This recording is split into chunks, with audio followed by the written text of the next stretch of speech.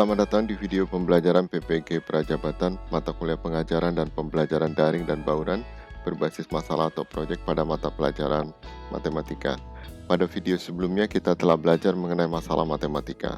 Pada video ini kita akan mendiskusikan mengenai proyek yang menjadi fokus utama dalam PJBL, Project Based Learning atau pembelajaran berbasis proyek. Proyek itu sendiri didefinisikan sebagai tugas berakhir terbuka yang menuntut siswa bekerja selama seminggu, sebulan, bahkan satu semester, dan mengkoneksikan matematika ke subjek lainnya. Definisi ini diambil dari buku Mathematics Assessment: A Practical Handbook for Grades 9 to 12 yang dikeluarkan oleh Dewan Guru-Guru Matematika di Amerika Serikat atau yang dikenal dengan nama NCTM, National Council of Teachers of Mathematics. Pada definisi ada kata berakhir terbuka yang berarti produk akhir antar kelompok siswa bisa berbeda-beda atau lebih dari satu. Berakhir terbuka di sini analoginya seperti pada masalah berakhir terbuka, masalah yang memiliki lebih dari satu jawaban. Pada proyek juga berakhir terbuka, artinya produk yang dibuat antar kelompok itu bisa berbeda-beda dalam segi bentuk, jenis, atau ragamnya. Berikut contoh proyek pada materi transformasi geometri di kelas 9 SMP yang dikaitkan dengan etnomatematika. Etnomatematika adalah matematika yang terakulturasi dengan budaya. Pada konteks proyek ini, materi transformasi geometri terakulturasi dalam budaya Dayak Ngaju, Kalimantan Tengah. Silakan dipelajari proyek berikut.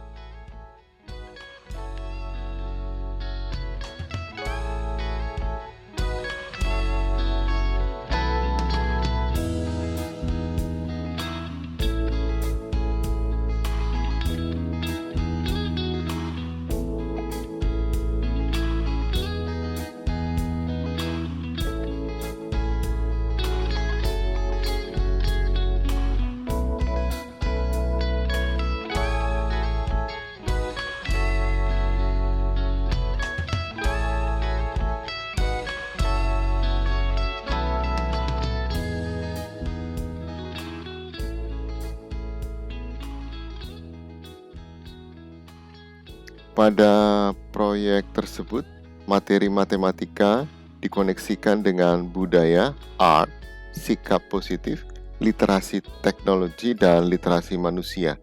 Pengkoneksian tersebut yang membuka ruang bagi siswa-siswa untuk mengembangkan literasi dan sikap positif tersebut. Ada beberapa produk yang dihasilkan dari proyek ini. Yang pertama adalah gambar motif Dayak Ngaju yang dibuat secara berkelompok, kemudian video lengkap yang memuat pesan moral dari motif tersebut, dan yang ketiga adalah laporan proyek. Ketiga produk akhir tersebut nanti dinilai kinerjanya menggunakan rubrik yang akan kita diskusikan pada slide berikutnya. Bagaimana cara mengembangkan proyek? Ada 5 tahapan dalam pengembangan atau pembuatan suatu proyek agar proyek yang kita buat itu sederhananya berkualitas. Yang pertama adalah tentukan materi dan keterampilan yang ingin dicapai. Dalam rangka menentukan materi tersebut ada beberapa pertanyaan yang perlu kita jawab atau kita pikirkan dalam rangka mengembangkan suatu proyek. Pertanyaan pertama adalah, apa tema utama atau ide besar dari proyek tersebut? Apa keterampilan dan sikap yang diperoleh oleh siswa setelah mereka menyelesaikan proyek? Apa kompetensi dasar yang dibahas dalam proyek? Apa keterampilan prasyarat yang telah dimiliki oleh siswa sebagai dasar untuk menyelesaikan proyek? Tahap yang kedua adalah kembangkan format dari produk akhir proyek tersebut. Bagaimana dan kepada siapa siswa-siswa mendemonstrasikan pemahaman mereka? apa tingkat berpikir yang dituntut dari produk akhir, keterampilan presentasi atau kinerja yang dituntut dari produk akhir. Tahap yang ketiga, rencanakan ruang lingkup dari proyek. Berapa lama proyek tersebut diselesaikan?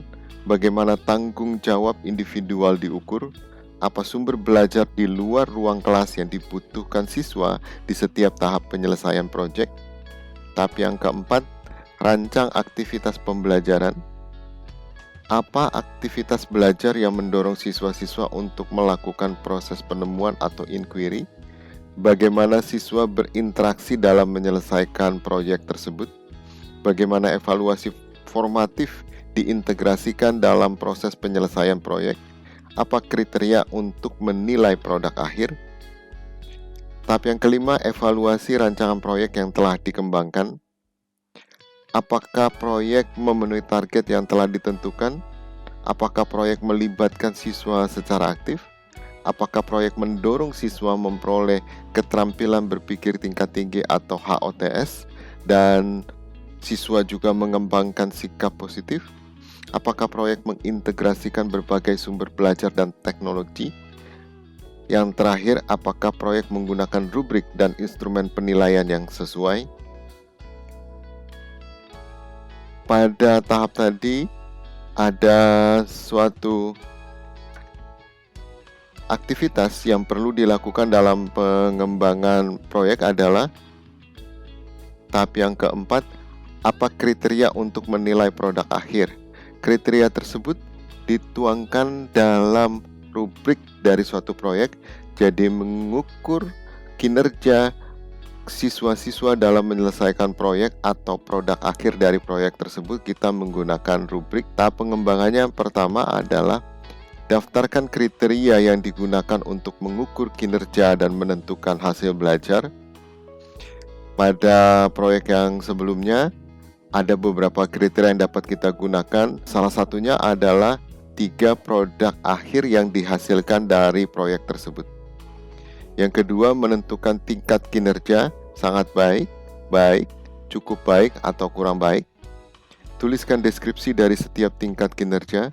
Gunakan evaluasi dan revisi rubrik tersebut. Berikut contoh dari rubrik proyek. Pada proyek etnomatematika sebelumnya, ada 5 kriteria. Yang pertama adalah rencana kegiatan untuk menerapkan pesan moral. Sangat baik apabila rencana aktivitasnya sesuai. Baik apabila rencana aktivitas kurang sesuai tetapi jadwalnya jelas. Cukup baik apabila rencana aktivitas kurang sesuai dan jadwal tidak jelas. Kurang baik apabila rencana aktivitas tidak sesuai dan jadwal pun tidak jelas. Jadi ada 4 tingkat kinerja dalam rubrik ini. 4 sangat baik, 3 baik, 2 cukup baik, 1 kurang baik. Ada 5 kriteria. Kriteria yang kedua, gambar motif Dayak Ngaju yang merupakan salah satu produk dari proyek etnomatematika tersebut. Ketiga, video pesan moral. Keempat, kita juga perlu menilai sikap positif dalam penyelesaian proyek dengan kriteria bekerja sama dengan siswa lainnya. Sangat baik apabila siswa terlibat dengan siswa lain, mendengarkan, memberi saran, dan bekerja sama selama penyelesaian proyek. Baik bisa dibaca dan dipelajari pada rubrik tersebut dan seterusnya hingga kurang baik. Produk akhir lainnya dari proyek Etno tadi adalah laporan proyek. Juga memiliki 4 tingkat kinerja, sangat baik, baik, dan cukup baik, kurang baik. Silakan dipelajari rubrik tersebut sebagai gambaran bagi para mahasiswa bagaimana contoh dari rubrik suatu proyek.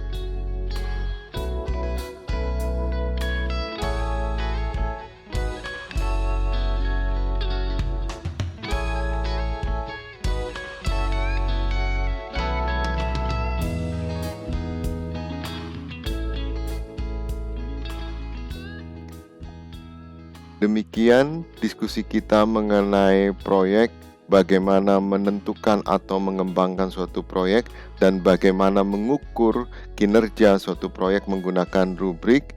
Proyek ini nantinya akan digunakan dalam PJBL, Project Based Learning atau pembelajaran berbasis proyek. Terima kasih, selamat belajar dan selamat menjadi guru profesional.